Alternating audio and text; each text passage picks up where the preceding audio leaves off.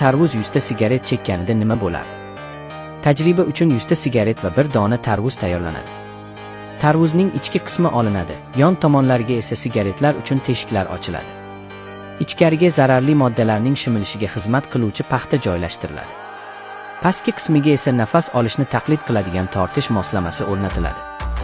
So'ng sigaretlar teshiklarga joylanib, yoqiladi. Jarayon boshlanadi, sigaretlar asta-sekin yonadi, tutun tarvuz ichiga so'riladi. Tarvuz chekishni tugatgach, natija ko'rinadi. Pastki qismi va trubkasi qora qatlam bilan qoplangan bo'ladi. Agar paxta o'rnida inson o'pkasi bo'lsa, oqibatlari ravshan. Chekish qanday zarar yetkazishini bu tajriba aniq ko'rsatib turibdi. Sizdan iltimos, do'stlar, hech qachon chekishni boshlamang.